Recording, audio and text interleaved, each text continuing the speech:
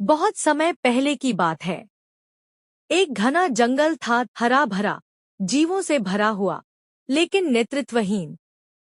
पहले जंगल का राजा बाघराज था, परंतु उसकी वृद्धावस्था और बढ़ती कमजोरी के कारण वह जंगल की गद्दी छोड़ चुका था। अब सवाल यह था, जंगल का अगला राजा कौन बने। जंगल के सभी जानवरों ने तय किया कि नया राजा चुनाव के माध्यम से चुना जाएगा। दो नाम सबसे आगे थे, सियारराज चिंताकू चालाक, धूर्त, चतुर, लेकिन स्वार्थी। हाथीराज गंभीर, धैर्यवान, समझदार, लेकिन थोड़ा धीमा। जनता दो भागों में बंट गई। खरगोश, बंदर और लोमड़ी जैसे छोटे जानवर सियारराज के साथ हो लिए, क्योंकि उन्हें लगा कि वो उनके लिए आसान राजा बनेगा। वहीं गाय, हिरण, भालू और पक्षीगण हाथी का समर्थन कर रहे थे, क्योंकि वे शांति और न्याय चाहते थे। जंगल में चुनाव हुआ, लेकिन चुनाव से पहले चालाक सियार ने अपने समर्थकों को लॉलीपॉप वादों से भर दिया। मैं शेरों को जंगल से निकाल दूंगा, हर जानवर को उसकी पसंद की झील मिलेगी और खाने के लिए फल मुफ्त में बांटे जाएंगे। नतीजा आया, सियारराज जीत गया। जैसे ही सियार चिंताकू राजा बना, उसने अपने असली रंग दिखाने शुरू कर दिए। सबसे पहले उसने आदेश दिया, हाथी को जंगल के बाहर कर दो। वह तो मेरा विरोधी था। हर जानवर से टैक्स लिया जाएगा, आम, केले, नारियल, सब में हिस्सा चाहिए। छोटे जानवर जो पहले खुश थे, अब परेशान हो गए। सियार ने बंदरों से कहा, तुम हर रोज मेरा मनोरंजन करोगे, वरना सजा मिलेगी। हाथी गंभीर, अब जंगल के किनारे एक पुराने बरगद के नीचे अकेला बैठा था। उसकी आंखों में दुख तो था, लेकिन क्रोध नहीं। एक दिन जंगल में अकाल पड़ गया। झीलें सूखने लगी, पेड़ों पर फल कम हो गए। सियार ने कहा, अब मैं केवल उन जानवरों को पानी दूंगा जो मेरी सेवा करेंगे।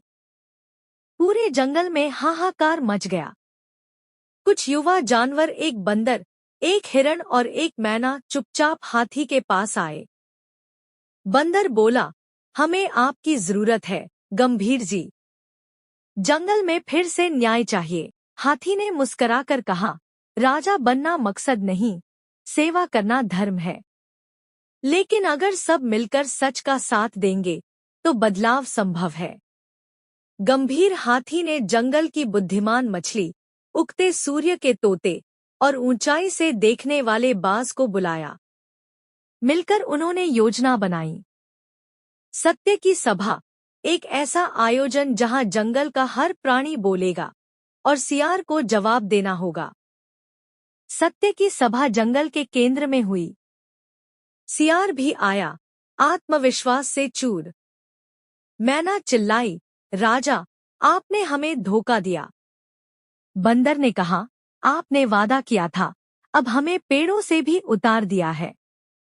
हिरण ने कहा, हमें पीने को पानी नहीं, खाने को फल नहीं। सियार हंसते हुए बोला, मैं राजा हूँ, मुझे किसी को जवाब नहीं देना। तभी गंभीर हाथी खड़ा हुआ। उसने कहा, राजा होना अधिकार नहीं, उत्तरदायित्व है।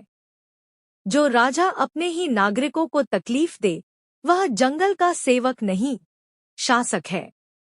यह जंगल किसी एक का नहीं, हम सभी का है।